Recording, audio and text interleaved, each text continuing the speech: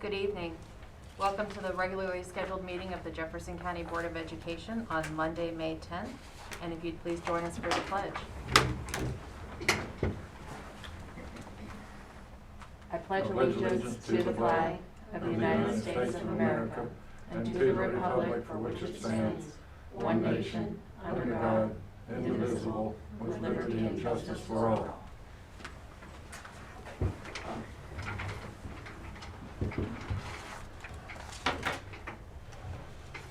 All right. Madam Superintendent, looks like we have a presentation this evening. Yes, ma'am, you certainly do. You began the year with a presentation in fall from our Cultural Unity and Equity Group. If you'll recall, Ms. Dallas Lewis and several members of the group spoke about their experiences over the summer and some of the goals that they had, and they're here to update you on those. Ms. Dallas Lewis.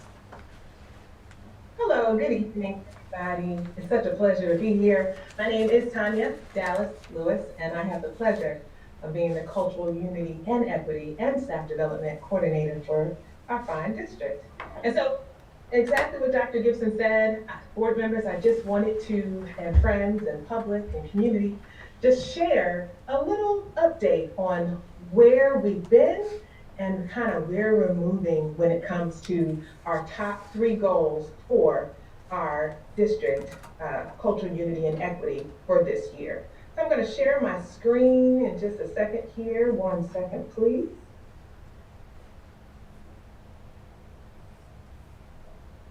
Let's try this now. There we go. All right, and just give me a thumbs up, somebody, if you can see this. Thank you so much. All right, so here we are with Cultural Unity and Equity, our district short-term goals, and I'm really excited about this because I brought a few friends. Many of you may be aware that the Cultural Unity and Equity Department meets with our local community once a month, and we've been doing so, since last year. And one of the things as a community that we've asked ourselves, and I kind of borrow this lingo from an equity cohort partner of mine named Dr. Flavo Bolad from the Outward Bound, he is the executive director, is what makes us a community? What are our goals? What are the assets that we bring together even as we work across differences? What are our needs? What are our wants? And how do we use our assets to help us to get to the goal? What are the ways in which we are a community with intention? And so here is how we are intentionally a community. Our Community Cultural Unity and Equity Committee, which I'm going to call CCC for short, because that's a lot to say and it's a tongue twister, identified these 3 top priority goals for the 2020-21 year. And as you'll see here, goal number 1 had to do with recruiting, retaining, hiring more outstanding educators of color, even as we seek to hire outstanding educators who reflect our current ethnicity and our diverse populations in Jefferson County. Goal number 2, we wanted to look at those achievement gaps. We wanted to take a closer look at them and even through transformative change, attach meaningful action to the data that's been before us in ways that are supported by transformative change, which pays attention to relationships and power dynamics, as well as through our structural changes like policies, procedures, and how we use resource flows to support that transformative change. And then lastly, goal number 3, we wanted to take another look at how we are supporting our Hispanic, Latino, EL community in ways that acknowledges their assets and also honors their ways of doing, knowing, and expressing. And so I want to show you where we've been and where we're headed, what we've accomplished so far. And so as you can see here, goal number 1, I'm just going to summarize this. Most of the information you need is on the screen. We wanted to look at the ways that we are intentionally, remember I talked about community by intention, and by looking at all of the various needs of all of us who make up that community and coming together to work across differences with our assets to achieve goals. Myself, the superintendent, human resources, we sat down, and so we accomplished developing a strategic goal. That was objective number one. We met to just look at how we were going to get from point A to point B to point Z. That was accomplished. Objective number two, we wanted to partner with local HBCUs and HACUs. Those acronyms stand for Historically Black Colleges and Universities and Hispanic Associations of Colleges and Universities. We wanted to partner with them with the intention to form a reciprocal relationship where we would grant these institutions access to our districts, our students, our staff, through programs, for instance, like Washington High School's Teacher Education Prep program, as well as create some authentic and meaningful pathways to remaining student populations in exchange for our ability to deliver a personalized message to their School of Education graduates to help increase BIPOC, and this term BIPOC stands for Black, Indigenous, People of Color, and to increase BIPOC educators in our district. This is currently in progress, and I'm so excited to say that those partnerships are forming. We've met with representatives from Howard University, North Carolina A&T, and Virginia Commonwealth University. These are a mixture of HBCUs and HACUs, to include Marymount University, and these relationships are pending and growing. Our meetings were attended with representatives from those schools, as well as the superintendent, my department, and our Chief Human Resources Officer, Ms. Amy Loring. Objective number three, moving along. We wanted to hold a diversity recruitment experience weekend. And this would be targeted, we're looking at June 4th through June the 5th. And this is gonna be a time, again, where we purposely target educators of color, to bring them to our district, to experience our district, to meet our faculty, our staff, our students, and show them that what we have to offer, and kind of challenge maybe some of the things that they thought they knew about our district. And then objective number three, we are meeting with that district recruitment experience weekend. We have stakeholders, we are working with sponsors, the Chamber of Commerce is partnering with us. The Storer College National Alumni Association, the NAACP, the Hispanic Latino Association, and the list goes on. We have community members and organizations of various backgrounds.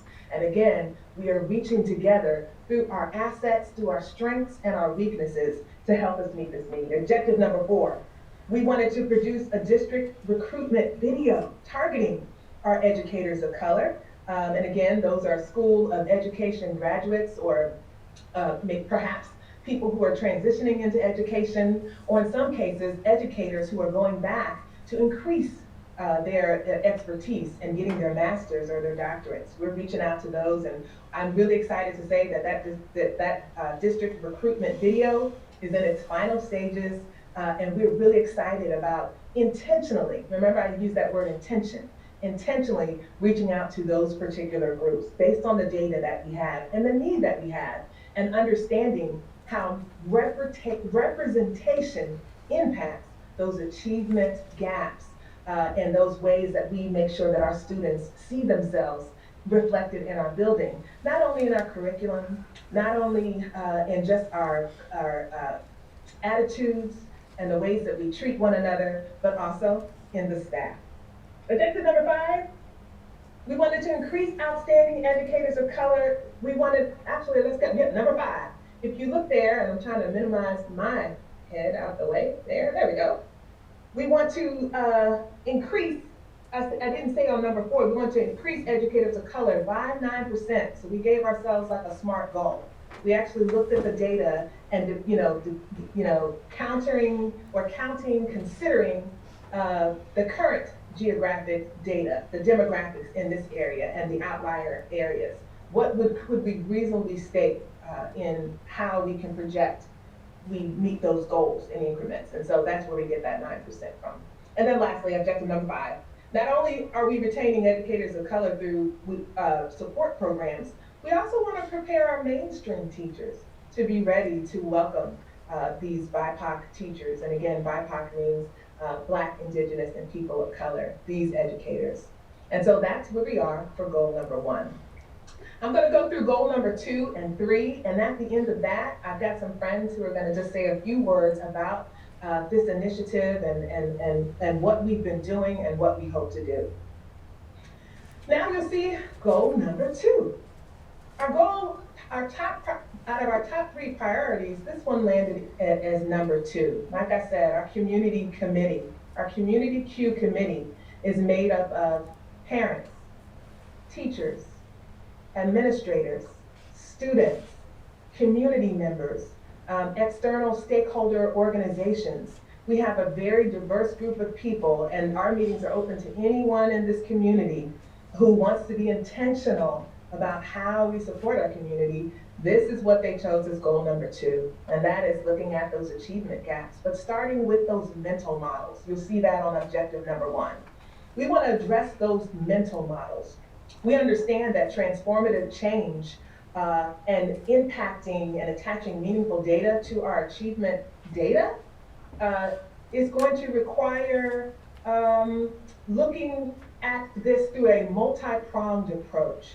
And that includes looking at attitudes, looking at historical data, looking at ways that we can support our students and teachers as we look to partner with our students in this learning and help them become the independent leaders of their learning. Objective number 2, develop and financially support an out-of-area recruitment plan. Again, I have provided the details to this plan with our accomplishments, but again, I wanted to share this with our community and all of our friends so that they could see exactly what it was that we're doing. And so we have done a weekly CRT and 5 district video series that goes through our JCS update, and CRT stands for Culturally Responsive Teaching. There is a book by author Zaretta Hammond. She is an educational expert, and she looks at the neuroscience and marries it to culture and the ways in which our historically underrepresented and underserved groups and marginalized groups receive and process information. And that neuroscience is pretty amazing when you attach it to the data. Moving forward, we've also had our first summer ambassador program that took place last summer, 2020. We had over 14 candidates within our district apply, and we had 20 initial program applicants, and 14 were identified and selected through an interview panel that included the superintendent and Dr. Lee Eversole, who is the director of social emotional support. To follow up with that, we will have another summer ambassador training for our new applicants coming in, and to date, we have 8.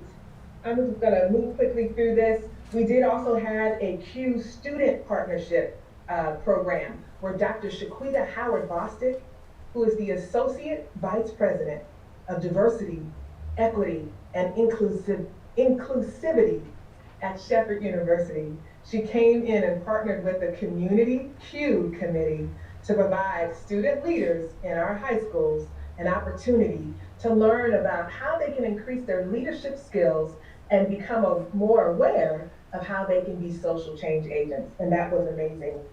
And then there's plenty of other things, again, that's outlined in that paperwork that I gave you. Let's move on to objective number 3. We are allocating funding to educational, culturally linguistic, and responsive teaching and learning programs and training. For instance, today, myself and K through 3 coordinator, Mary Lynn, and I spent some time at Ranson with various elementary educators looking at culturally, linguistically responsive teaching and learning, and how we can help those students to increase their intellectual capacities based on their cultural funds of knowledge, and how we can help make the classroom continue to make it a place that's safe for them.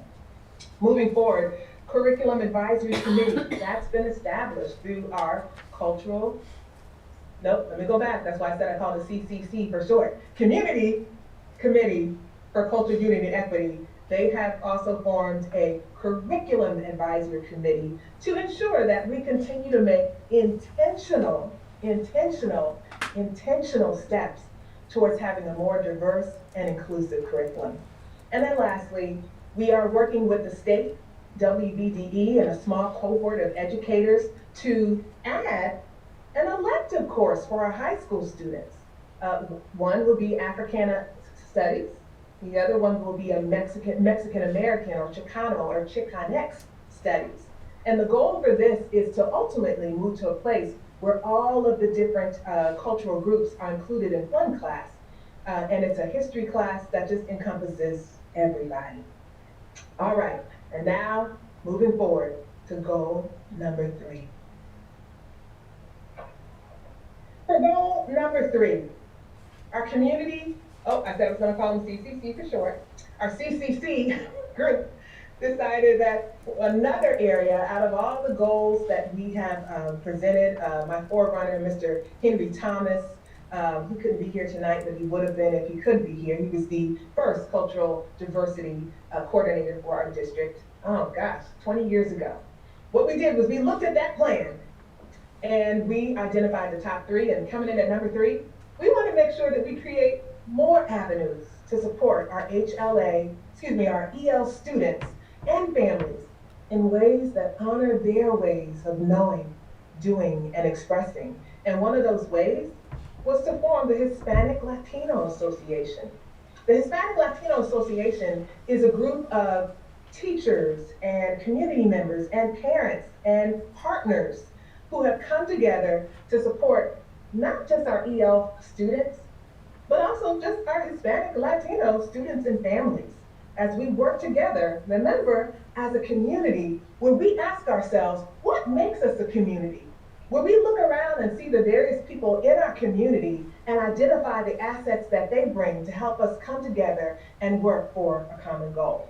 So number 1 is accomplished. Number 2, we were looking at the HLA is planning on hosting a connection event this summer. That is still in the workings. Of course, COVID-19 and safety and health safety has been at the top of their list, but that is something they are still moving forward and doing.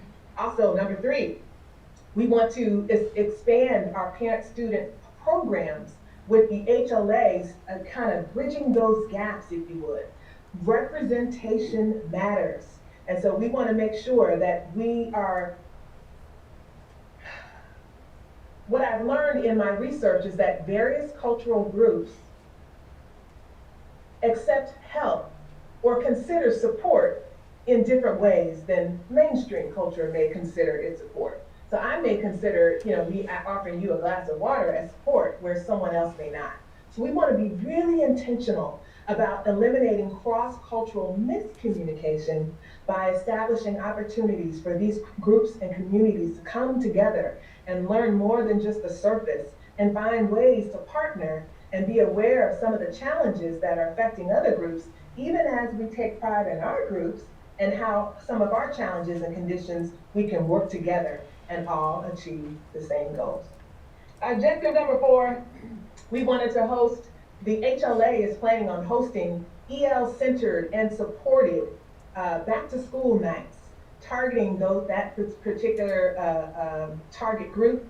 We're also very aware of the data that talks about how the supports from those representing your particular group increases student advocacy. You'll see these are a group of Latinas at Jefferson High School. These are some of Heidi Griffin's babies. Heidi Griffin is the EL director, coordinator for Jefferson High School, and she loves all her students, and she has been an advocate along with Maria Howard, who's recently retired, and other teachers who are supporting these students and giving them opportunities to speak their voice. And last but not least, student-led advocacy at secondary schools. And so when I say secondary schools, I'm talking about our middle and high schools, and making sure that there are groups and organizations that data shows us help students have a greater sense of self, have a stronger student voice in their community and in their high school, and improve their educational outcomes, helping them to feel like they truly belong. Now, for the interest of time, I've skipped over a lot of things, but remember, I did provide these ahead of time. I just wanted you to see a little bit of what we're doing, including intentional training, even for our HLA members. They recently attended a conference called Preparate, where they went and learned about how to increase the educational outcomes for Latino and Hispanic students. And we're really excited about future endeavors as we continue to support our district, all of our students, but looking at it through an equity lens and looking at who could use additional supports, not through a deficit mindset, but through an asset mindset. And so how do we achieve success? Well, you'll see these words that I have on the screen as I close. We want to recruit. We know we need to stretch. We know as a community that we need to listen, that we also must be accountable. We want to validate and affirm one another. We want to partner with our community members, even as we help community members within our intersections of community that may need additional help through asset lenses, not deficit lenses. And we also want to continue to build. So at this time, I'm going to stop sharing my screen, and I would like to invite Miss Dorothy, or as I call her, Miss Johnson, Principal Johnson of North Jefferson Elementary School. She will speak first, followed by Mr. Archie Green, and then lastly by our student representative, Ms. Katie Wheeler. Hi everyone, thank you for your patience tonight. I apologize for my bleak settings. I'm at WVU at the hospital with my son, and so I'm in a private waiting room, but it's not the most beautiful setting. But I just wanted to take a moment. I had the pleasure of serving on the Q committee, and my daughter is on the Black Student Association. My husband's a part of the Black Teacher Association, and it has just overall been an absolutely incredible experience from every lens. So I will say, from an administrative perspective, the work that our committees are doing is wonderful. The partnerships that Dr. Gibson and Ms. Dallas Lewis has formed with our communities, between our teachers, our students, our community partners, schools, administrators, teachers, counselors, has been amazing. The work that we're doing, I think, is going to change the face of education in Jefferson County schools. The things that we're doing with curriculum are things that I think as educators we've recognized a need for years. We just weren't quite sure where to start or where to go to get things started and to get things moving. One of the things I think I've noticed for years as a teacher and then as an administrator is just the importance of our students seeing that representation. Opening a textbook and hearing their names, seeing their faces, looking at their teachers and their principals and their leaders and seeing their faces represented, and knowing that they can hold those power positions and they can achieve those things. So I think the importance of recruiting employees and representing themselves in the curriculum is going to be life-changing. It's going to add to their self-esteem, to their self-worth, and it's really going to be a monumental change. So I truly hope that you see the value in the work that Ms. Dallas Lewis is doing and that these committees are doing. And personally, I just want to say thank you to all of the members of our community and our educators, our students, because it has definitely made a great change already. And I really hope that you get a chance to see in a few moments just the value of our students. I hope that everyone's had time to see some of the presentations that the different groups have put on over Black History Month and just in general. But it has been a wonderful experience, and I hope it's something that we continue to invest in and continue to put our time and energy into, because it will truly have a difference and make an impact on our education and on our school system. So thank you for your time, and thank you for giving us the opportunity to do this as a team. Good evening, everyone. My name is Archie Green, and I'm a 7th grade social studies teacher here at Charlestown Middle School. I appreciate your time this evening. Thank you for an opportunity to speak a few words. I would back up what Principal Johnson just said and what Tanya said earlier. We do appreciate the support of these programs because they are very important. One of the things that we found out this year, based on having the program in place, is the supportive nature of our students. Some of you may not understand the history or know the history, but part of the initiative came because students were coming to teachers and saying that they wanted to have safe spaces, that there were questions that they had as youngsters in the school system, and they wanted to feel safe and comfortable asking those questions, in a lot of cases, preferably with someone who looked like them. And they entangled themselves in certain situations, and they wanted to know how to address certain situations, how to address certain questions, how to act, how to be, how to speak, so that they would not feel endangered or feel harmed in any kind of way. And we wanted to provide that for them. And I believe so far in this program, it has been a success. And not just with the students on campus, but as Principal Johnson just said, we've made great inroads in the community. From a social emotional standpoint, we have young people that are coming to our weekly tutorials that are engaging in activities for them. They're being personalized and they feel like they're being supported. So they're asking more questions. They're being more engaged. And therefore, we expect the outcome to be higher base averages in grades and also in testing.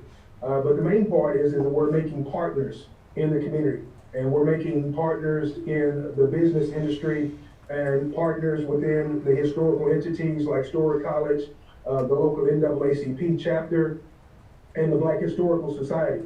We're making those partnerships and co-creating, those relationships that are bringing bonds that you can't put a dollar figure on, but we know it's going to pay off big dividends in the long run. So we appreciate the opportunity. We hope for all the support that we can have to continue being successful, not only for our students, but also for our community and also for all of us as adults. Thank you for your time.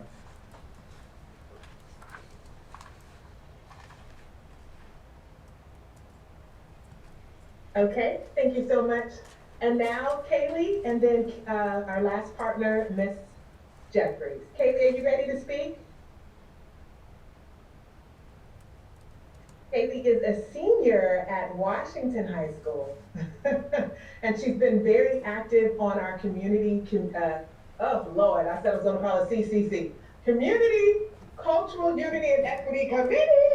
She's been wonderful along with Lyric Johnson. They have been trailblazing a path for students, and it is because of them that we have had our first initial student Q ambassador training, as these students have asked to host a community roundtable that is student-led, as we kind of equip and increase our emotional resiliency and our global dexterity and our cultural IQs and have some difficult conversations. Our students are ready to talk, but they acknowledge that they need those tools. And so Kaylee, welcome. We'd love to hear your voice. Hi everyone, like Ms. Tanya said, I'm a senior at Washington High School and I also attend James Darcy Technical Institute. And I'm here just to talk about my experience as I'm going through the CCC. And I just want to start off by saying that I am a student, but my generation is ready to engage. My generation is ready to speak our voices. We have talked so much about the things that we have to say, the things that we feel, and we have also said that some adults aren't ready for the conversation that we are ready to have. We have talked about how we have linked programs at our high schools, at Washington and Jefferson High School, and some of the things we talk about are things that we just don't have a understanding to, or we just don't really understand the point of it. We rather talk about something that's important, something that is happening in the society, something that relates to us, and we feel that as teachers, they're not allowed to talk about certain things, but we feel like we should engage on being able to speak our voices and being able to be heard. You can be in a class and sit in a classroom setting, and we can talk about a certain topic in links class, and a student can say his or her feelings towards it, and the teacher will immediately shut it down because no one is ready to have the conversation that we are today. We have talked about engaging in our community and going to different middle schools and high schools and talking to our fellow classmates. about doing different things in our community. We have talked about getting boxes together for people to just write down things that they want to do in our community or things they're ready to talk about.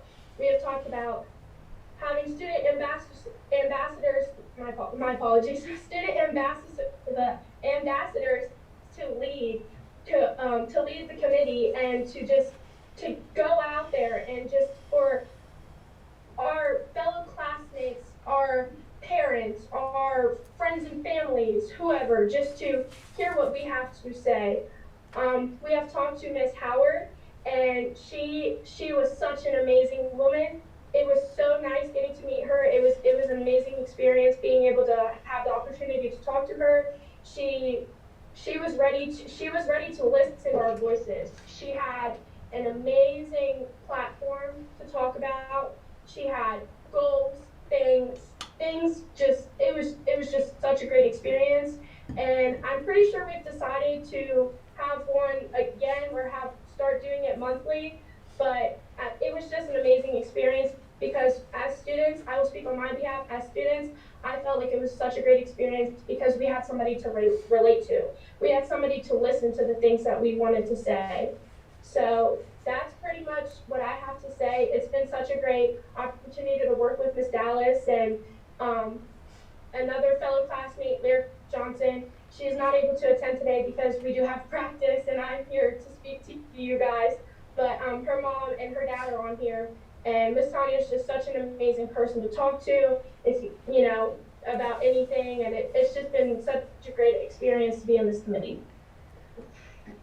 And we value student voice. Thank you, darling. We appreciate you. So you've heard from Mr. Green, 7th grade teacher, Charleston Middle School, and leader for the Black Youth Association. You've heard from a principal, Ms. Johnson from North Jefferson. And now, last but not least, this is Ms. Kara Jeffries. She is a teacher, wears many hats at Harper's Ferry Middle School, and she also is our faculty advisor or teacher liaison for the Black Student Association. Yes, I said the Black Student Association at Harper's Ferry Middle School. And so she's a cultural unity advocate, and she's also a summer ambassador.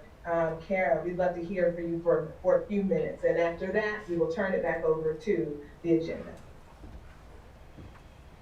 Well, I want to say, I thought when I applied to be a summer ambassador that I wouldn't be chosen because I didn't know enough, that I hadn't brought enough to the table to be able to share with others. But what I learned in being accepted into that training was that I was given the tools so that I can be part of those uncomfortable conversations and that I can say, this makes me uncomfortable.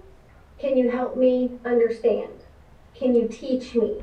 And that is how I feel I will continue to move forward with my liaison position in the Black Student Association, but I have watched myself and my other cultural unity advocate at Harper's Ferry Middle School, Miss Miranda, what we have been able to do with different activities every month through not just about the music, not just about the food, but learning how to go deeper and help learn about all the cultures.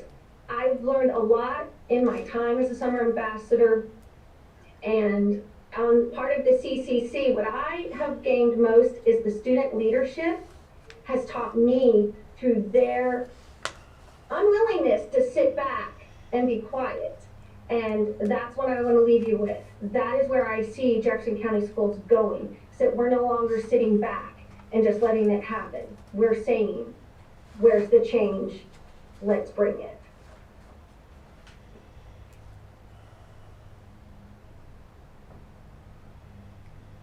Thank you so much for your time. Thank you.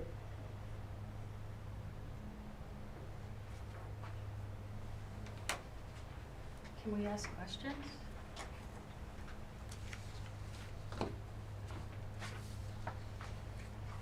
We ask questions? Is there time for questions? I defer to the agenda. We could take just one or two questions if you don't mind. Okay, well, I wanted to second that Dr. Howard Bostic's program was wonderful. I've watched that. So you had mentioned the achievement gaps, and where is the data? Do you maintain the data, and can we have access to see what you're referring to locally? So, absolutely. Okay. That data is ready right at your fingertips if you go to zoomwv.com. Okay, now You can look at. okay, yeah, I'm familiar with the state Zoom. I thought maybe. I was, if I can finish, I wasn't done speaking. I was going to say there are several avenues to getting that data, which includes Zoom WV. I also have shared that data. I can send it to you directly. I have presentations. It's available, so I can definitely get you that information if you'd like to take a closer look at the data and the proficiency rates across various demographic groups. Yeah, I'm familiar with that data. I just didn't know if there was any more detailed data besides what the state maintains on the Zoom. Anyway, so May is Asian Pacific Islander Month. I was wondering what Jefferson County Schools students are doing to recognize that, or is there anything? Yes, ma'am, there is. So as a district, the Cultural Unity and Equity Department, along with the help of some wonderful cultural unity and equity and school ambassadors, we've put together a ready-made morning announcements. Now, these announcements are so important because they allow for entire school impact. Now, the schools have several ways in which they are recognizing the heritage of the students. As a Cultural Unity and Equity Department, our goal is to move past the cultural compulsory celebrations. We really want to get to a place where we're celebrating culture every day in every way. That is a multi-pronged approach. And of course, transformative change requires small steps. So until we get there, we are, participating in, book reads as well as displays. Some schools are bringing in speakers.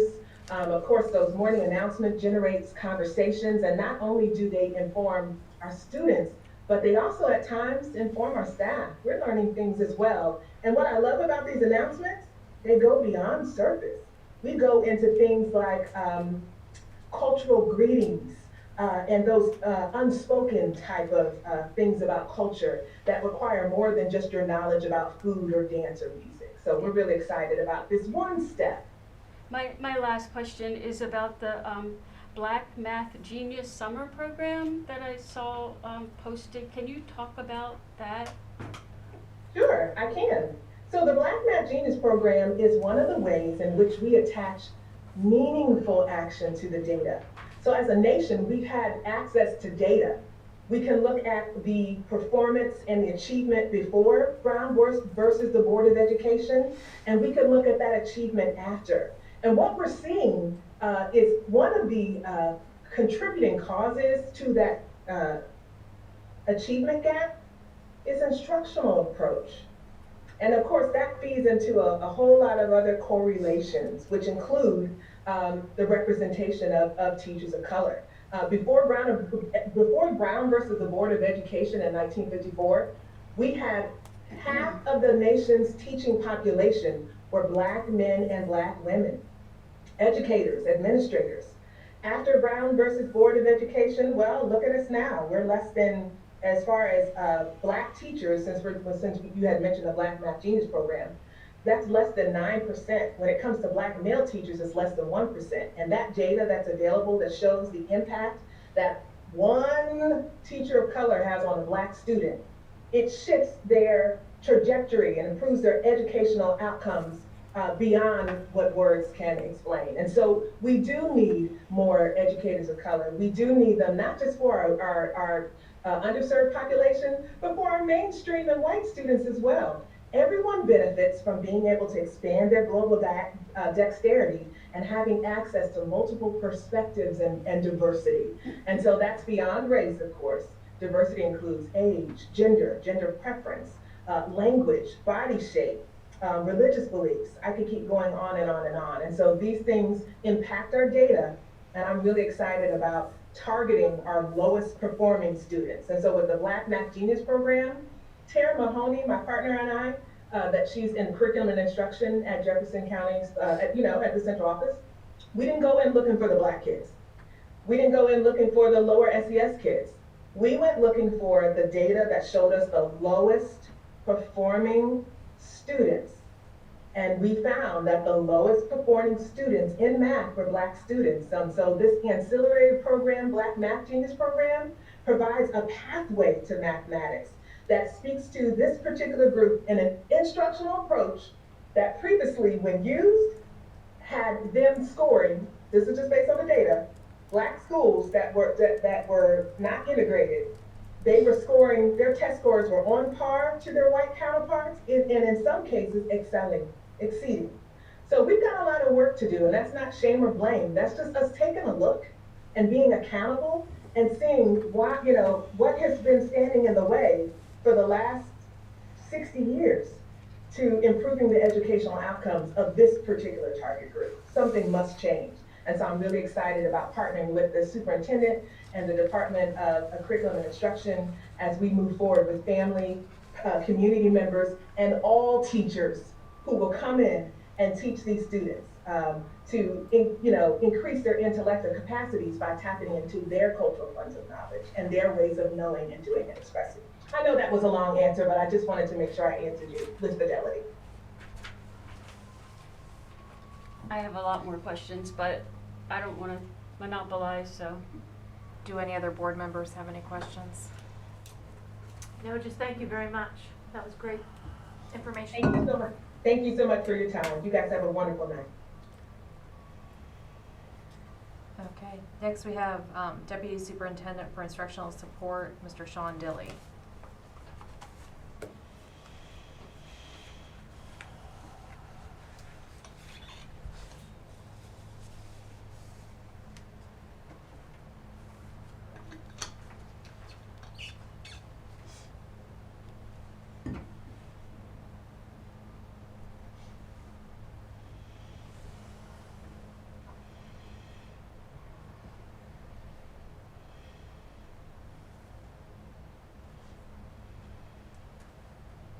Good evening, Board.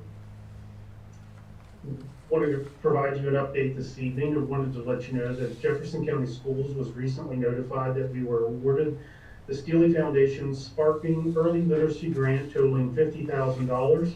They're going to back to consider another $50,000 at their June board meeting to see if they can support the full scope of the original grant request.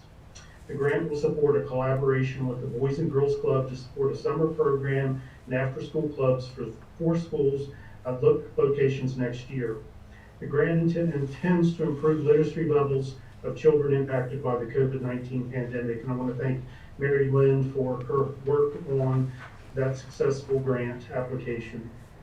I also want to mention this evening the Golden Horseshoe winners. Recently, the West Virginia Department of Education announced the 2021 Golden Horseshoe winners for Jefferson County. Since 1931, students have been honored as Knights of the Golden Horseshoe, having demonstrated exceptional knowledge of West Virginia history on the state-administered exam. This year, 222 winners will join the ranks of West Virginia citizens who have won this prestigious award. Jefferson County Schools County's winners will have an opportunity to be recognized at West Virginia Department of Ed's Golden Horseshoe ceremony on June 25th, 2021. Harpers Ferry Middle School had Braden Adams, Sarah Hall, Tanner Lukens, and Carl Drumgoole III as their winners.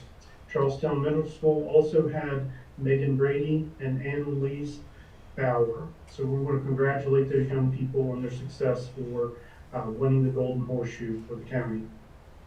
Also just wanted to let you know that the schools have started the process of completing the general summative assessment for this year, and we've been pleasantly surprised by the participation levels of our virtual students returning to the building to complete their testing.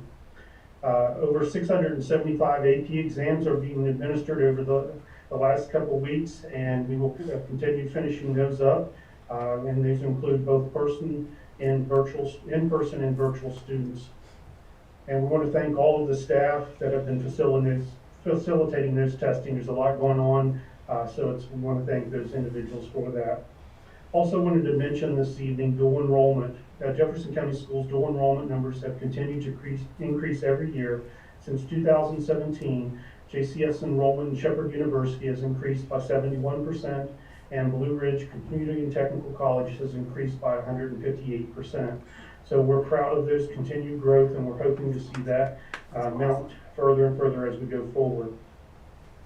I also want to mention this evening that the Jefferson High School charisma dance team created a film to honor the late Ruth Bader Ginsburg. This film, titled Bright Star Dance Film, will premiere on the Arts Alive broadcast on West Virginia Public Television, scheduled for Thursday, June 3rd at 7 p.m. and the rebroadcast on Saturday, June 5th at 11 a.m. And I will forward you all an email with a link to that video. I watched it earlier, and it is fantastic. I want to congratulate those young people for being selected for that. My final announcement this evening is at the last board meeting, you approved my resignation to Jefferson County Schools. And I wanted to take a moment and thank the board and Dr. Gibson for your support over the past 2 years. It is truly bittersweet as I leave in July for my new role as the Director General of Emirates National Schools. This new adventure will place me many miles between us, but Jefferson County will always be near and dear to me. I just want to publicly thank all the wonderful people I've met and worked for the past 2 years, and just cannot speak positively enough about the work that Dr. Gibson has been doing and her support and selection for me to be here the last couple of years. So I just want to say thank you publicly to all of you for your support. That's all I have this evening. You will be missed, Mr. Dilly. Thank you. It's not too late to change your mind, just so you know. We can make an adjustment to this agenda or put you on the next one or whatever we need to do, we can do. But, you know. Time to triage. Everybody But, Great you know, adventure. my parents were expats for a couple of years, and I know it was a great adventure for them, and I really wish you and your family well. You have a lot to look forward to. Thank you very much. All right. Next, we have approval of minutes. Is there a motion to approve the minutes from the regular board meeting held April 26, 2021? So moved. Thank you, Mr. Cable. Is there a second? Second. Thank you, Ms. Ogden. Any discussion or clarification on the minutes? All in favor of approving the minutes from April 26, 2021, say aye. Aye. Aye. Opposed? Thank you. Citizens' comments. All right. Just please remember to limit your comments to 3 minutes. I will set a timer. First up, we have Karen Buck. And after Ms. Buck, we have Wayne Moore.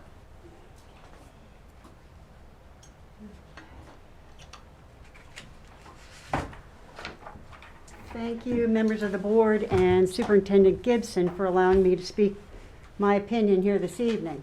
My name is Karen Buck. I'm a concerned grandparent of a second grader at Blue Ridge. Everyone should go to americasfrontlinedoctors.org, get COVID medication. They'll mail it to your door. That way, if you get the COVID, you can knock it out in 24 hours. You're immune, no injection necessary. Now, let's talk about COVID vaccines in the schools. I have a copy of a letter to the parents of the Charlestown Middle School saying that under the direction of the Jefferson County Board of Education, a Pfizer vaccine clinic will be held on May the 25th for kids 12 to 15 years old. As of this morning, this injection is not even approved for kids 12 to 15 years old. People around the world are dying from complications of this injection, sometimes days or weeks after. But this letter goes on to say that your child will be observed for 15 minutes after getting the injection before going back to class. Now, is that 15 whole minutes? The consent form has a box that says, I understand the risks and the benefits. But how can anybody understand the risks when these studies have been withheld from the public? One of the studies is from Pfizer itself, saying how dangerous this vaccine is, their vaccine is. So this is under the direction of the Jefferson County Board of Education. What could possibly go wrong, giving little kids an untested vaccine? This is the same Board of Education responsible for Common Core, critical race theory, the failed virtual classroom, falling grades of our students, hiring more and more administrators, and building 3 more schools with our tax dollars when we have declining enrollment. This Board of Education has the opportunity right now to protect our kids and keep this dangerous vaccine out of the schools. And you know, it's nearly impossible to make this many bad decisions in a row. Nearly impossible. When will you ever put our kids first? At this point, everybody knows kids don't get the COVID-19 flu, but nobody knows what these vaccines are going to do to our kids. It's experimental. Is it going to sterilize them? Parents will not, this will not stop at the middle schools. The primary school and the elementary schools are next until we say, that's it, no more. For God's sake, leave our kids alone. We, the parents and the grandparents, are seeing things very, very clearly. We're not happy and we're not alone. Here's Pfizer's own study saying how dangerous their vaccine is, dated April the 28th. Thank you very much, Ms. Buck. Thank That's you. your time. Next, we have Wayne Moore, followed by Bobby Block. I think Mr. Moore came in. Okay. So we have Bobby Block.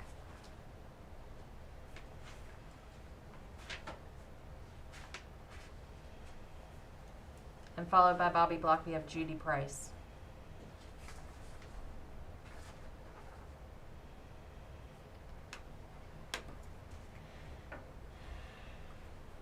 Ms. Block, are you there?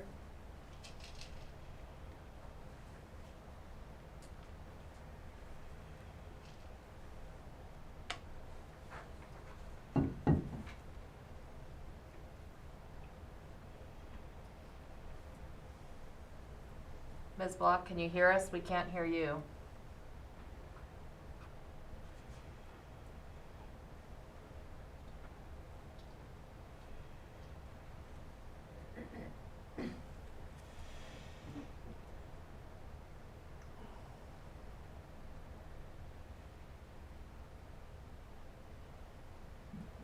Can you hear me now? Yes, ma'am, we can hear you now. Whenever you're ready. Thank you. Good evening, and thank you for this opportunity to speak. The children are continuing to watch, and they are still here. And they also want to remind us all of the devastating toxins. And they also want to remind parents, staff, and the community as a whole that there will be testing at San Michael's Park Saturday, May 15th, and Sunday, the 16th. It's free testing. And we are encouraging people to come and help protect their children. The fact that the nonprofit Science Board will be testing our children for possible lead, arsenic, sulfur dioxide, manganese, and coal ash speaks volumes, even though I'm not able to speak volumes, regarding the toxics and greedy behavior of public officials. Included in this testimony is a link that will explain to all those concerned rationale for hair testing due to the toxic presence, and that together we can protect the children and our environment. Please do not allow toxic stress to damage our children and our community.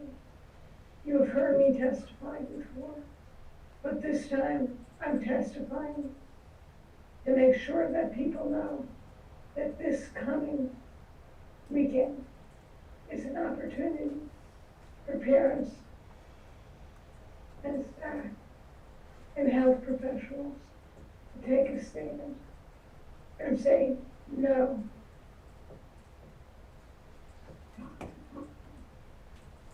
You've got to stand together on that issue.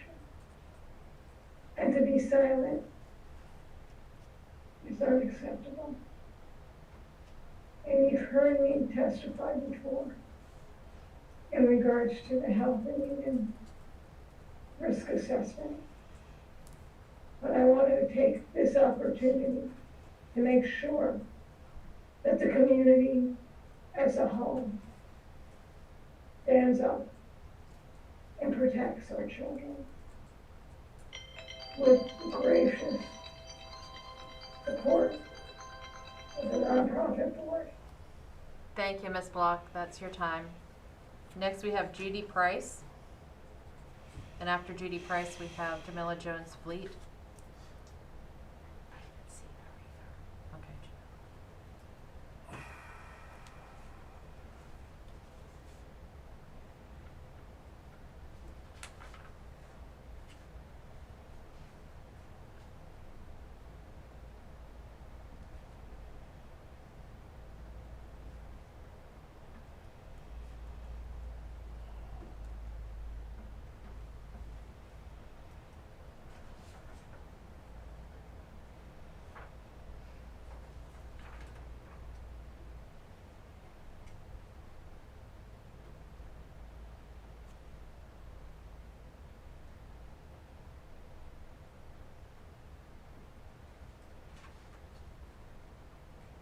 As the man behind the curtain searches through the names to find Ms. Price.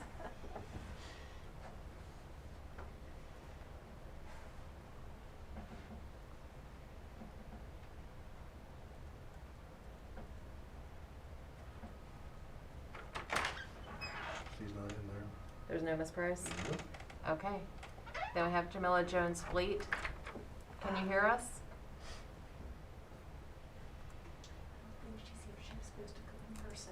Well, they're online, so.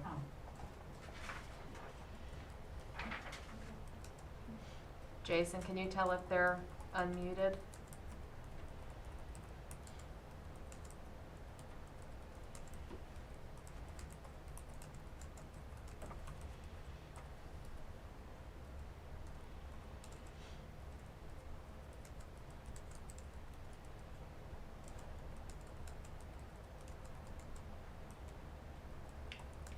Hello? Oh, there we go. Good evening. Whenever you're ready. No, I didn't have any comments. I just wanted to voice support for the cultural unity presentation and also see more information like Ms. Joy on the achievement gap and the impact Ms. Dallas Lewis's program is having. But that was my only comment. Okay. Thank you very much. Thank you. All right, next we have the consent agenda. And were there any changes to the consent agenda that we know of? No, ma'am. All right. Is there a motion to approve the consent agenda? So move. Thank you, Mr. Osborne. Is there a second? Second. Thank you, Ms. Joy. Any questions or discussion on the consent agenda? All in favor of approving the consent agenda, say aye. Aye. Opposed? Thank you. All right, unfinished business, none. Moving to new business, 12A.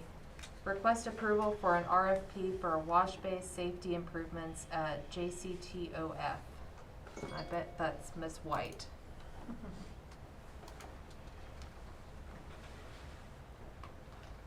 Good evening. Good evening.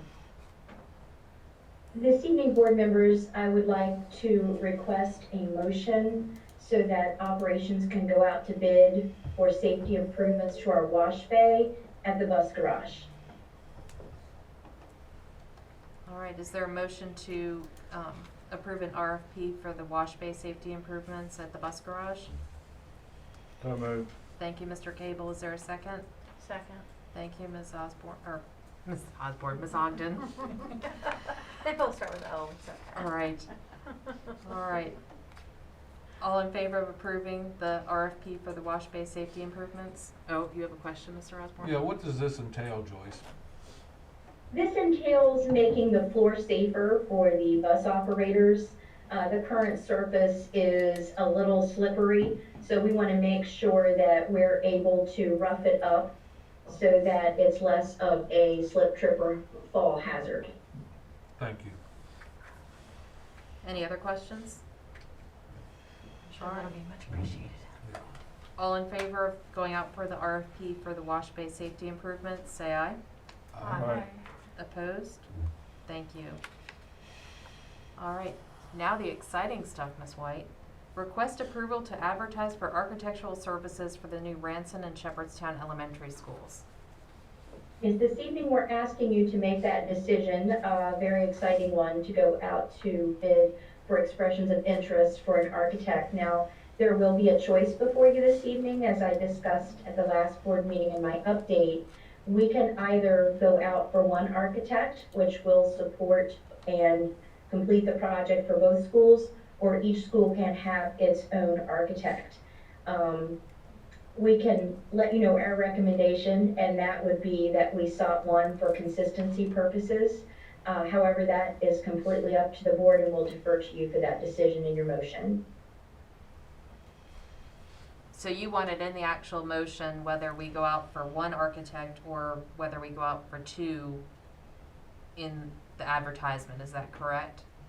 That's up to the board, but yes, I would like your discussion. If you'd like to make a broad motion, that is up to you, but I would like discussion and feedback as to what we'll be seeking so that there is some clarity surrounding the issue and we can move forward in a unified way.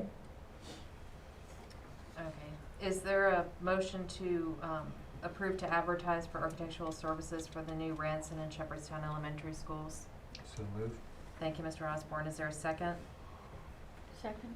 Thank you, Ms. Joy.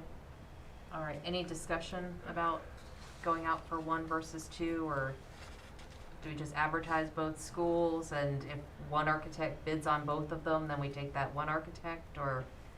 I'd like to see it bid both ways, to be truthful with you, and look at it when it comes back and see what it looks like at that point. I do understand the consistency aspect, though, if you would have one architect. So I think what we can do based on your motion is to, part of that process will be me putting together a committee and getting the expressions of interest and going through those with the SBA and committee members. What we'll do then for you when we come back is to narrow it down to the top 3 architects, and then at that time we can decide one or two, but I am more than happy to bid it both ways, and I think that's a fair way to do it. Any other discussion or question? How, other than the consistency, obviously, for the buildings, how else would that affect one way or the other? I mean, I'm assuming an architectural firm, if they're working and doing 2 schools, they're not necessarily going to give you less of cost. I don't know, maybe they would. But I don't know. It would depend on how the architects bid it. It could be less of a cost, depending on the expression of interest and what they said, what each architect said they would do the job for. So it could be a money savings. It may or may not. Until we see the expressions of interest, we won't know that if it'll be a money saving or not. I think we ought to put it out that we could hire one to do both, or we could make one for each school. I think I think that's what she's thinking about. Yeah, I think so. Yes. But I just, I think we need to do that, because there might be we might save some money if we like one person doing both schools. There might be a money difference if you have 2 different ones. I think we have to, what do you want to bid on, and what do you want to charge? and then we have to look at it and make a decision as what we're gonna do. We need the best for the less price. Okay, so we have a So motion. when I put out the expression of interest, we shall write it both ways, that we are seeking one or seeking two, and I'll have them bid it as if they're bidding one or as if they would be awarded two. Then we'll have a cost analysis for us. Thank you. That's You're good. welcome. All right, so we have a motion is, to approve to advertise for architectural services for the new Ranson and Shepherdstown elementary schools. All in favor, say aye. Aye. Opposed? Thank you.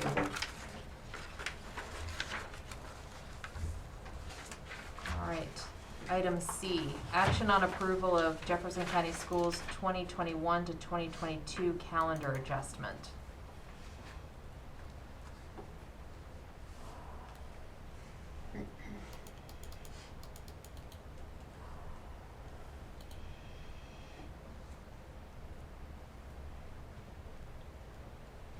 See, Mr. Dilly, you're back. You can't leave.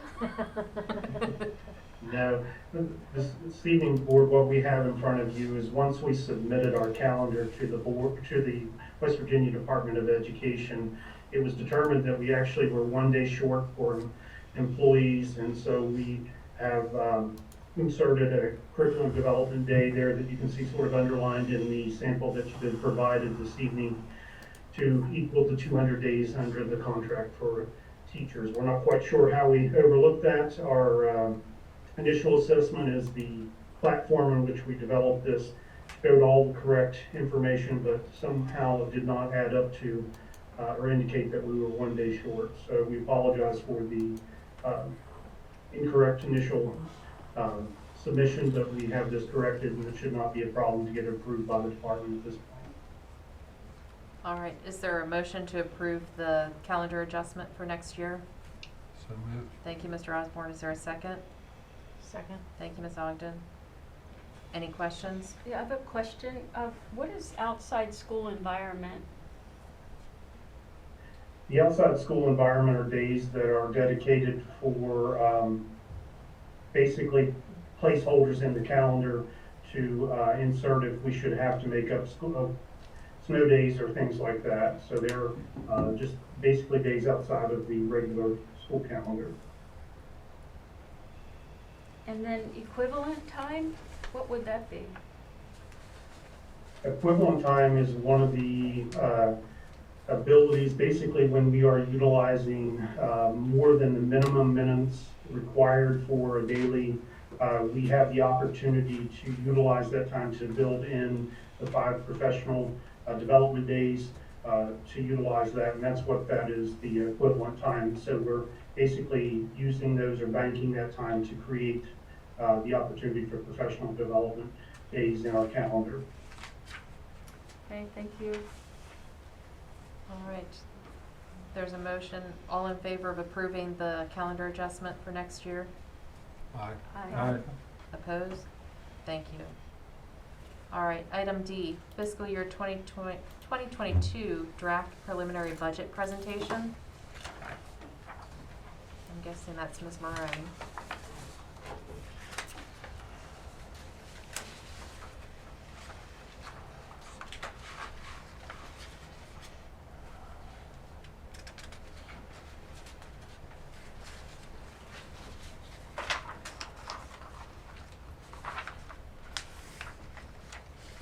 Good evening. Good evening. Can you see the screen share? Yes. Yes, ma'am. Okay. All right, this evening we're here to talk about the fiscal year 22 proposed or preliminary school budget. This year, we are operating 6 different funds. Fund 31, our bond construction fund, and Fund 71 are new funds to the fiscal year 22 budget. Tonight we're going to highlight some of those funds, but primarily focus on our general operating fund for the presentation. Fund 21 is our debt service fund, and it is where we accumulate principal and interest to pay our debt. This year we have added the bond construction fund to our debt service, and also will continue our lease revenue bonds, which was the bonds for updating our transportation department. Fund 31 has added $44 million of construction, bond construction, voter approved. Fund 61 is our special revenue fund, where most of our state and federal funding resides, special education and our title programs, and in some situations, local funds that we've contributed for renewal or replacement values. I've listed, not all inclusive, but a summary of some of those funds or initiatives that the board and the leadership team have designated over the past few years since fiscal year 19, and some more recently, such as our Digital 1-to-1 initiative. Fund 51 is our capital projects fund, and it is where a lot of our board designated reserved and replacement for repair funds resides. This is our first year that we've put a primary focus on accumulating and sustaining some of our high expense line items, such as athletic fields, our HVAC systems, our roofs, vehicles and buses with a Senate Bill 206. The unrestricting of those funds has shifted that responsibility to the local Board of Educations. Fund 71 is our Federal Stimulus and Stabilization Fund. This is a listing of the grants and the total amounts of what we've received, with a specific footnote for the competitive grants and the eSurf Soul Summer Experience Grant. Those are two federal grants that we were awarded and would not have received had we not put in the work and the application for how we wanted to utilize those funds. Fund 11 is our general operating expense fund, and this year we are at almost $105 million. Our baseline budget is a summary of the total revenue and the total expenses that will be included in our general operating expenses, or our general operating fund. You can see that this year some of the process or some of the assumptions that we went into this budget with were the fact that the pandemic had created a significant student enrollment loss, which at the state level was not, and no relief was forthcoming from the legislators this year to assist us with that unusual student enrollment loss. Now, as we prepared for the budget, we knew that we were 443 students down. We also knew that that translated into a state aid decline of approximately $3.8 million, which also translated into less funding, 34 professional positions and 19 service positions. We also understood as we went into the fiscal 22 budget process that our voters had approved at 67% and 61%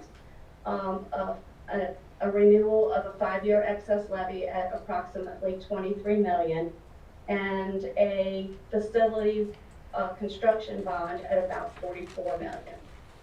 So with all of those data points in line, we started out with a target of wanting to ease the transition with staff alignment by supplementing the CARES funding for approximately $1.5 million to maintain certain positions.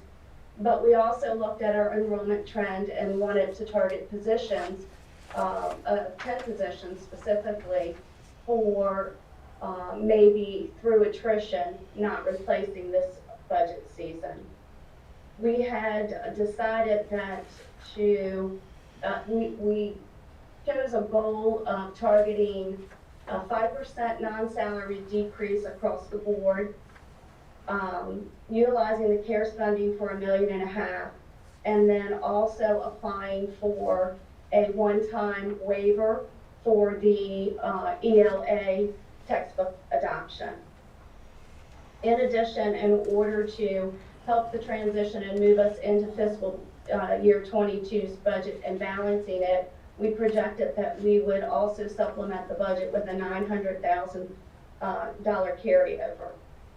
With those in mind, the other task that the board and the leadership team put to the forefront of this budget was establishing a capital reserve and replacement fund for current and future needs, including sustainability of a digital one-on-one initiative for both staff and students, athletic fields, HVACs, roofs, vehicles and buses. And in the other qualifier for this budget is when in doubt, we looked at our fiscal year 19 expenditures, which was the last full traditional budget to actual data that we had.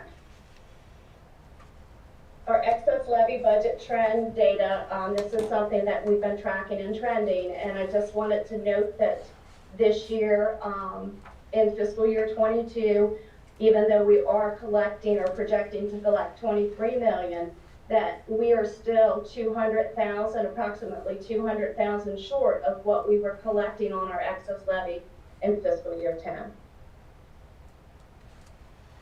Our second month enrollment is the official data, the FTE, which is used to fund our state aid, which is a large percentage, about 49% of the revenue that we receive in order to operate our school system.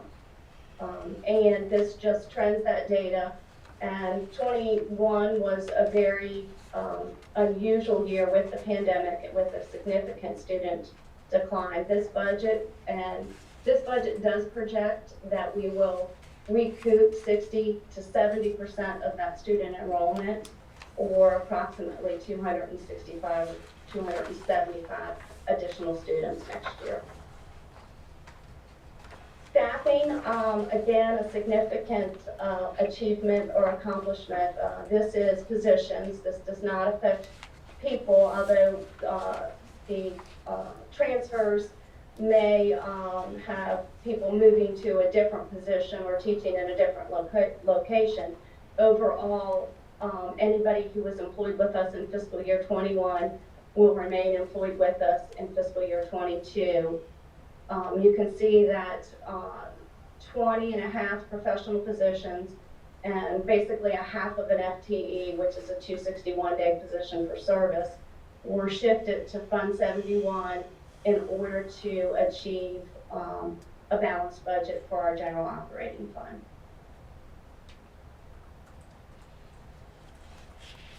Slide 12 just gives you an overview of our fund balance at year end, and the fund balance is at the end of the year when we close our books and we look at budget to actual for our revenue and budget to actual for our expenditures, how we finished up at the end of that year. In fiscal year 20, which literally we just had the final audit approved in March, we carried over or finished up with a $9.3 million carryover. Based on that $9.3 million, we did designate some current and future needs. The most significant one was the digital one-to-one initiative. In addition, the board chose to award or supplement all employees' pay for the pandemic instructional change for a one-time supplement of $500 to each employee. Revenue. This is our current operating budget and our revenue, and as I said earlier, we started with about $3.8 million down in state aid. Our local taxes were up 2.5% or about 2.48% in assessed values, which translated to an increase in both our regular or current levy, our current year property taxes, and our excess levy. other local revenue, there are some key hitters for the increase in that area. One is we have chosen to include P-card as a payment, which we receive a rebate on an annual basis for the use of the P-card for payment of invoices. So we slightly increased that. There is also a significant increase in indirect costs transferring into our general fund from the stabilization fund. So for every grant that we receive on the federal level, we have an indirect cost rate, which allows us to provide for the administration of the local level in our system. Medicaid, we've had a new systematic approach to recouping our Medicaid reimbursement that we've been tracking or trending for about 5 years. And this year, our budget was increased to look at that trend data and bring it closer to the actuals that we are receiving. So there was a $250,000 increase in that area. Are there any questions on revenue or any questions on previous slides at this point, or did you want me to continue on to expenditures? I have questions, but I don't know where it fits, so do you want to hear Okay. some? You want me to kind of summarize the expenditures and then we can hit the questions at the end? Okay. Expenditures, salaries and benefits, you can see overall that there was a decline of $2.6 million. A large portion of that is the shifting of those salaries, or about $1.5 million of those salaries over to the stabilization fund, and all of the other benefits and indirect costs associated with those salaries also shifting. On the expenditures for non-salary items, I'm going to sort of highlight the increases, or at least the significant increases or decreases. Professional educators, travel, and employee training, although decreasing, those funds have been shifted to Step 7D, which resides in Fund 61. So although they're declining in our general operating budget, we are picking up those expenditures and those costs in Fund 61. And I think, if I'm correct, about $250,000 has been allocated for employee training this year. Other professional services, the increase is primarily due to contracted services in the special education realm. And the significant difference between employing psychologists and behavior consultants and contracting for those services. Under utilities, repair and maintenance, some of that decline is due to local Senate Bill 408, which increased our growth enrollment for capital improvements, and because of the 3-year, 5-year rolling average for receiving those funds, and the fact that our enrollment has declined over 3 years, we were not eligible for the past year to receive that, or for the fiscal year 21 or fiscal year 22 for that funding. The rental line item is a decrease, and that is for the lease of, or the capital lease for 14 buses that we purchased. I think we're on year 2 of 5 years, and has actually shifted down to the debt service. It was just incorrectly budgeted in 21. Nothing else significant unless someone has questions on this non-salary line items. Under supplies, I will say that one of the significant goals for the budget for fiscal year 22 was that the per pupil student allocation at the school level was not decreased and was not impacted by the 5% decline in all other departments. The leadership team felt that the focus on instruction should be maintained at the school level, so that they had the flexibility to deal with what we're still considering new challenges for and from our current and future for the pandemic, unforeseen items that may be hitting our school level. Books and periodicals is our actual one-time waiver of the ELA adoption. That is where that decrease is. Technology I'm going to highlight because I had to dive down into that data and understand with our digital one-to-one initiative what exactly a decrease meant. And the data suggests that we are now centralizing those digital or those technology purchases into a centralized spot or technology department, which means that even though we did not have a formal one-to-one initiative prior to last year, we informally were with our textbook and our instructional resource budget supporting those purchases. And that decrease is actually just decreasing in other departments versus just the technology department. Plant and equipment, as you saw earlier, we are now in Fund 51 preparing and sustaining or moving towards an annual contribution for sustaining purchases such as equipment. This particular $25,000 was for a vehicle that was purchased out of the general operating budget last year.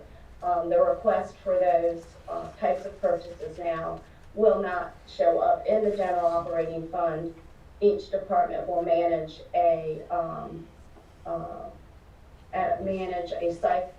cyclic budget replacement schedule and will be funded out of the available funds that reside in Fund 51. Debt related is that capital lease project increasing here but decreasing from our rentals. Our reserve, we have a reserve for contingency at the board level for $350,000 in addition to a $350,000 reserve for unforeseen or transitional type of costs that will have leadership authorization as one-time request for funding in midstream of fiscal year 22's budget. Transfers to our capital projects, because we were able to fund starting balances through reimbursement of the fund, the bond resolution that allowed us to reimburse our board designated construction fund, our board designated annex fund, and in some cases our table referendum fund, and fund some of those higher capital need line items. This year there are no transfers on the annual basis or for fiscal year 22 into any of those funds because they're being established at the end of this year or through those transfers of funds for fiscal year 22. Special revenue fund is primarily our child nutrition fund, which we transfer about $2 million on an annual basis to support the expenditures in that program and balance that account. Any questions? Yeah, I have some questions. Okay. Maybe other people know this, but I don't. So I'm trying to understand. So I guess this 350,000 reserve and the other 350,000, that would be where maybe we would be able to give supplemental pay to the teachers and service personnel throughout the year. Is that where that money would come from? If you are referring to something that is unbudgeted at this time, for example, if for some reason in the middle of the year you decided that you wanted to provide a supplemental pay, I would encourage you to budget that next year in the budget cycle. However, yes, those funds are reserved, and they're typically reserved for unforeseen expenditures, more like if we didn't have a balance in our roof line item, and maybe we had an issue with a roof that wasn't an insurance covered issue, and if we didn't have anywhere else, because all other things in theory that were budgeted are gonna come in as we expected, we could then reach into that contingency fund and cover something that was unforeseen. And why wouldn't you budget it now for those things, like supplemental pay for teachers and service Well, those are, personnel? let me, I'm sorry, I might have misunderstood your question, Dr. Joy. So if you look on page 15, under salary other, there is a $4.2 million line item. That does cover all three of our supplemental checks, the one in November, the one in March, and the one in May. If you look under the next line item called supplemental, that is projected supplemental pay for employees. That would include overtime and supplemental pay for service personnel. That would include for professionals over 25 pay, 1/7 coverage pay, and trended, projected, expected supplemental costs that we have normally incurred in previous fiscal years. So is there any way to give raises to the service personnel and teachers? Is there some way that our school system, other than these supplemental pay, is that the only way we could do it because of the state regulations? Well, no, and it's a little bit complicated, but I'm going to try to simplify it to the best of my ability. And so in the school system, we receive what you'll hear as a step up. So for every year of experience, the state salary scale determines what that annual increase is. So every year, every employee who has served for, I think it's like 133 out of 200 days will automatically get that step up or that additional increase on an annual basis. Is that service personnel as well? Absolutely. Okay. Absolutely. Every year up until, I think professionals go up to 35 years, and I haven't looked at it lately. And one of them goes to 35 years and one of them goes to 40 years. So up until you hit 35 years or 40 years, you are receiving that annual increase. In addition, what our excess levy and that $23 million supports, our pay scale is significantly above what the state permits us to pay. So even though you can't see that because our pay scale projects, like if you went out to our pay scale out on the website, you would see, you know, if you are a master's with 15 years, you would see a base salary scale, which would be a 200 scale, and then the additional checks added to that. If I took that pay scale and broke it down for you, you would see that at 15 years, Jefferson County, for a 15-year professional, 15 years of experience for a professional, we're supplementing $2,500 additional dollars compared to what the state is funding the school system. So I know that doesn't answer how can you give pay raises, but really the renewal of that excess levy is allowing us to continue that higher level of pay than what the state funds us for. I guess that step up and how service personnel get that step up wasn't clear to me. I asked it before. Yeah, it's not, I mean, it's very complicated, and it's, honestly, I've been here 16 years, and I am just fully comprehending the pay scale and the difference between the state, and, I mean, it even gets more complicated, because on both the service and the professional, if you have 0 to 3 years, you get X amount of extra dollars from the excess levy.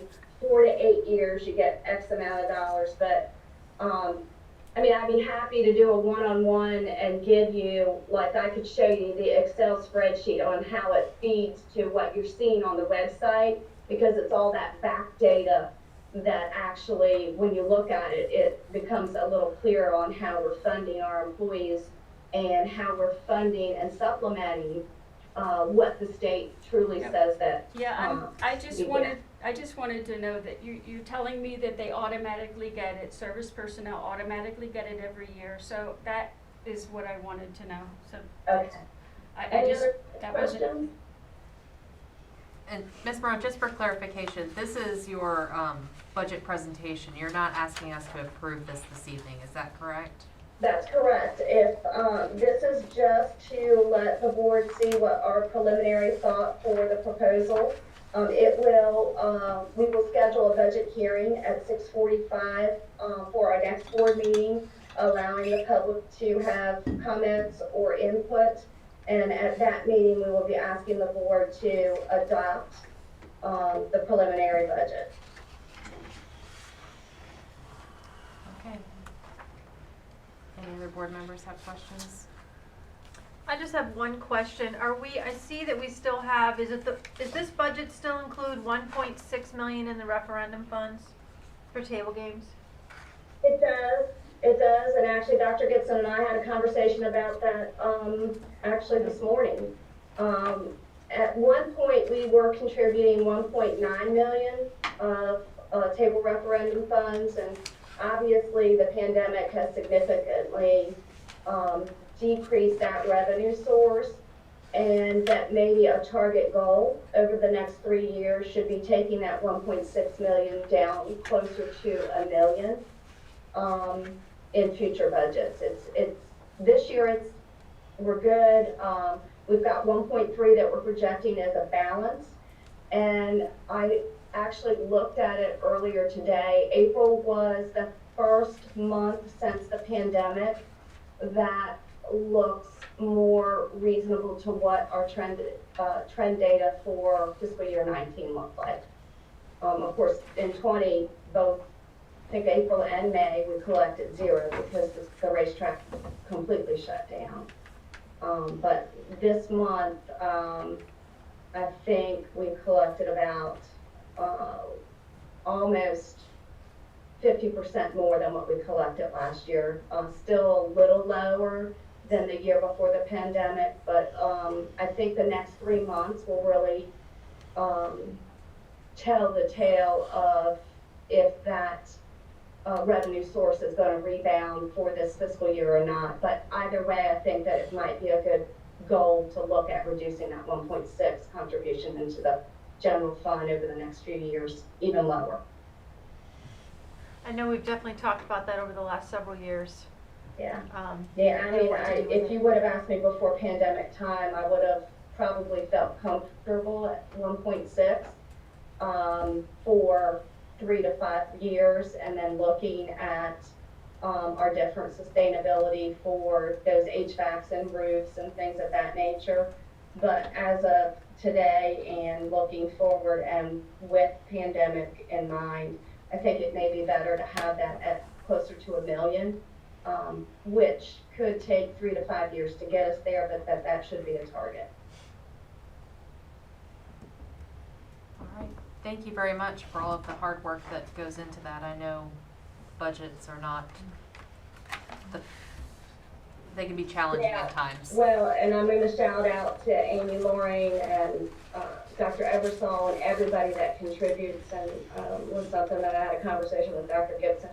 These are just some numbers that are getting compiled and put together, but there's a significant amount of work that goes into aligning staffing with student services, and especially when you're valuing employees at a high level and trying to transition all of that, and to take everything we've been through over the past 2 years and still reduce 10 positions and not rip or unemploy somebody is a significant accomplishment. Well, thank you. All right. Action item E, action on approval for new resolution authorizing investment in consolidated fund. And that's to open the new account through the West Virginia Treasurer's Office for the purpose of investing the funds for the construction projects. Is that correct? Yes, that is. It's going to be for the bond construction. It will actually, I think, get a deposit on Wednesday. And that is in the highest interest-bearing account that we could get. But the Treasurer's Office wanted board approval for the creation of that new account. Okay, is there a motion to authorize the investment in the consolidated fund? So moved. Thank you, Ms. Ogden. Second. Thank you, Mr. Osborne. Any question or discussion? All in favor of the resolution authorizing investment in the consolidated fund, say aye. Aye. Aye. Opposed? Thank you very much. All right, number 13, Madam Superintendent, do you have any comments for us this evening? Only two things. First and foremost, we did receive the notice that Pfizer has approved the vaccine for ages 12 plus, and those vaccines will be provided free of charge by the West Virginia Department of Education for any family providing written permission for their child to receive it. Those will be conducted the week after we conclude testing. And our summer experience program continues to have both an online sign up and QR codes and manual sign up. To date, we have over 400 students who have signed up for that experience, and that continues to grow.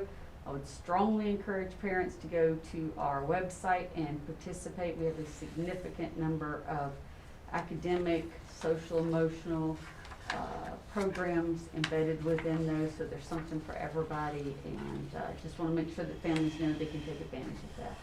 Okay. Thank you very much. Thank you. And we don't have an executive session this No, evening, is that ma'am, we do correct? not. Well, that brings us to the close of the meeting at 8:43. Thank you very much.